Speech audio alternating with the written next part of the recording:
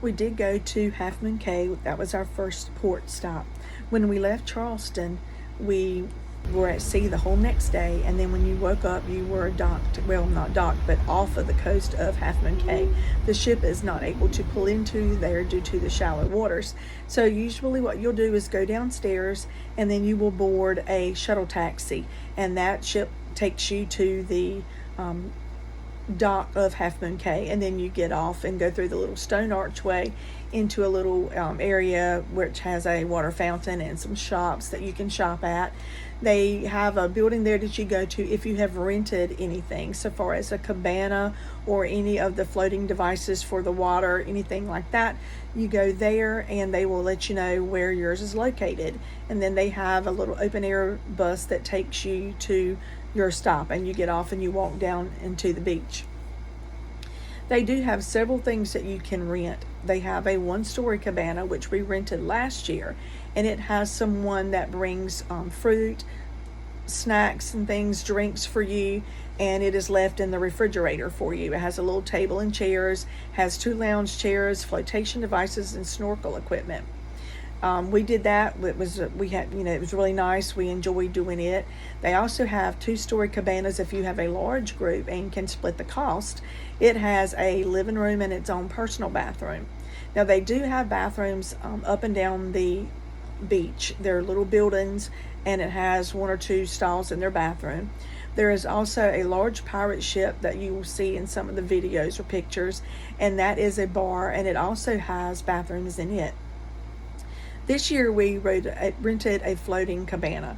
It was really nice. It is out on the water. It's tied down to an anchor, so you can climb up on it, spend your time in the sun, go up underneath the shade of the cabana.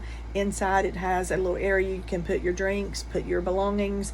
It also has an area that you can put your feet. It kind of drops down into the water, and you're able to keep your feet cool while you're still sitting under the shade.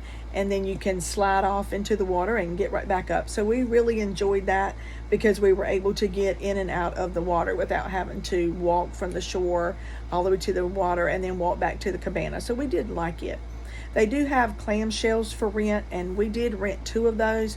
The problem with that is everybody that gets down to the beach, they do not check the tags to see if you have ticket for renting a cabana. So a lot of the cabanas are taken by people that didn't pay. But when I went back to the ship and I explained that, they gave me my money back, and I didn't have any problem with that. And that was what he was telling me. There's a certain amount, and they can sell a certain amount, but there's a lot of times people go down and to get those that have not paid for them. So that's the most unfortunate thing for it. So just keep that in mind. You'll want to get down to the beach early so that you can, if you have got a clamshell, so that you can claim that without someone else getting it. They have little floating bicycles, they have paddle boards, they have snorkel equipment, a lot of things that you can rent to spend time on the water. Carnival also is there all day. They provide music from the beach. They have activities. They have tug of war. I think there was a sandcastle building competition. So they have lots of things that are going on the beach while you're there, and you're able to hear and see it from the water.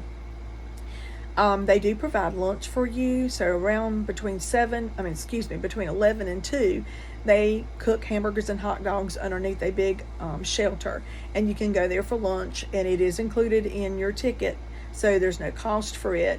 They have hamburgers and hot dogs. They do have some salad. They have fruit. They have drinks for you, and they have dessert for you, which is really nice. You don't even have to go anywhere for that. And then once you spend the day there and are ready to go back, you would take the little bus back, or either you can walk back. It's not that long of a walk.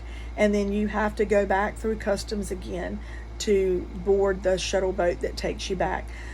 Do allow time for that. We allowed about 45 minutes, and we were actually in line about 45 minutes. So if you wait till the last minute, the cruise ship does leave it for you. You want to be sure that you're able to get back in plenty of time. One of the interesting things that I found out from the truck driver or bus, that was taking us around, is that there is about, I think she said 50 to 60 people that actually live on the island that take care of the island for Carnival. And I asked her what they did during the storm, and she said if it's going to be really bad, they come and get us. But they're there to manage the upkeep of the island, the buildings, the bathrooms, the landscape, everything. So that was really interesting to find out there was actually some people that lived there. And the reason we asked is that there were chickens that were walking around, and if there's animals walking around, somebody has to be feeding them. So that's what we were inquiring about, and she was letting us know. But we did have an amazing day on the water. Just beautiful water, just as blue. The sand is white. Just could not ask for a more perfect place to spend the day. The next day we spent time in Nassau. When we woke up, we were docked at Nassau, and there were other ships docked all along beside of us. It's really interesting if you have a chance to watch these ships come in and dock, and then as they leave, how they navigate that. It is really interesting. But there was a Disney one beside of us, another Carnival beside. But we docked, and we decided to go into Nassau because the granddaughters had not been there before. So we docked and we came off of the ship. And as you come off, there are Carnival people there to take your picture, like welcome to Nassau. And then there was a pirate there that was there to take pictures with. So my granddaughter took a picture with him. We walked down into Nassau, and as you come into the port, there are lots of colorful shops along the front waterfront. You can buy anything from drinks to shirts to shell ornaments, just any kind of thing you would want as a souvenir. They have it. There's ice cream shops. If you go further to the right, you can cross down into Nassau through a fenced area. Into some of the older shops. If you go across and you go down to the right, the famous straw market is there.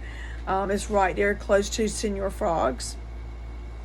There are lots of security you'll see around there, kind of being sure that everybody is safe. But we did walk in there and shop for a little bit. It was extremely hot. So after they got souvenirs, we took some pictures by the waterfront, and then we went back to the ship. The good thing about being at port, if you're not going to be in port long, is that when you come back, there are plenty of lounge chairs for you to get. You don't have to fight someone for a lounge chair. There are plenty, and you can take your time and lay out. The restaurants are not as busy because most people are off the ship. But we had a really good day there. The weather, like I said, was beautiful. It was just hot. But we went back aboard the ship, and when you come into the ship, you have to have your bags x-rayed again to be sure that you're not bringing anything from Nassau that you are not supposed to bring back.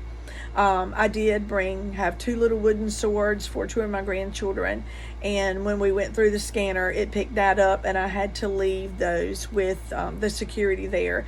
And then once we docked for the final time back into Charleston, and you deported off of the ship or disembarked off the ship, you went back through customs, and when you got to customs, you gave them your ticket they gave you, and then they would give you back the item that they confiscated. Some liquids, like if you were bringing back wine or something like that, they would also confiscate that and hold that for you until the end of your trip.